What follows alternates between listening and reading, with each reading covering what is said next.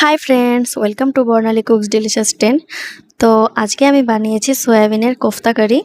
তো তোমরা দেখে নাও আমি কিভাবে বানিয়েছি। তো আমি ফার্স্টে কিছুটা সয়াবিন নিয়ে নিয়েছি, সেটাকে আমি ভালো করে নুন দিয়ে সেদ্ধ করে তারপরে আমি মিক্সচার বলে দিয়ে দিয়েছি। সেটাকে আমি ভালো করে গ্রাইন্ড করে নিয়েছি। নেওয়ার পরে তোমরা দেখে নাও, তো এভাবে গ্রাইন্ড করে নেবে।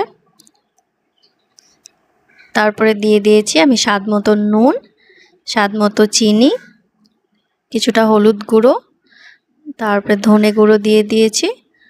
যেহেতু এটা নিরামিষ করে বানিয়েছি তো সের জন্য আমি কোনো পেঁয়াজ রসুন বা কিছু দেইনি, তোমরা চাইলে দিতে পারো। তো তারপরে আমি বেসন দিয়ে দিয়েছি, কাঁচা লঙ্কা কুচি দিয়ে দিয়েছি, আর লাস্টে আমি একটু ঘি দিয়ে দিয়েছি। এটাতে কোফতার টেস্টটা একটু ভালো লাগে। তো তারপরে আমি ভালো করে সেটাকে আমি মাখিয়ে নিয়েছি, হাত দিয়ে ভালো করে মাখিয়ে নিয়ে তারপরে আমি এটাকে ছোট ছোট ছোট ছোট বল শেপ দিয়েছি। তো তোমরা দেখে নাও কিভাবে আমি করেছি। এটা বানিয়ে খাবে বাড়িতে, আমার কাছে ভীষণ টেস্টি লাগে।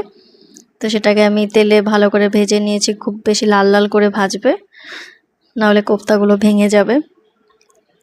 তো দেখো আমি সুন্দর করে লাল লাল করে ভেজে নিয়েছি।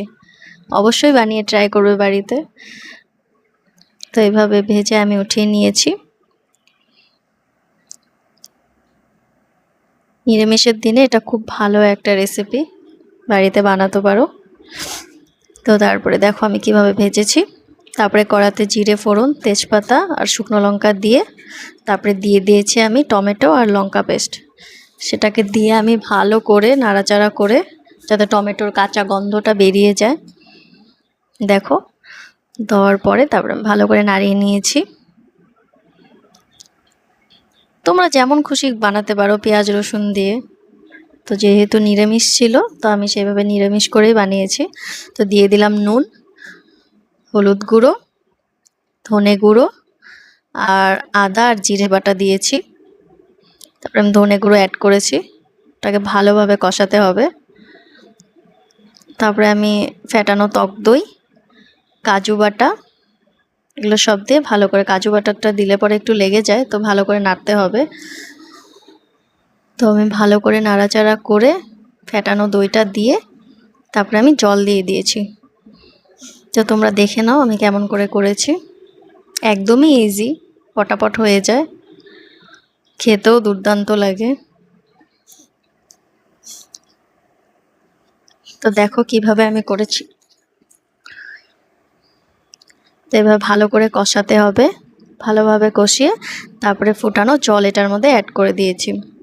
দিয়ে তারপরে আমি কোফতার বলগুলো ওটার মধ্যে আমি ছেড়ে দিয়েছি। দিয়ে আমি বেশ কিছু টাইম ফুটিয়েছি। খুব বেশি জল দেবে না, যেহেতু এটা একটু গ্রেভিটা একটু মানে হবে, মানে খুব বেশি ঝোল এটাকে ভাল লাগে না।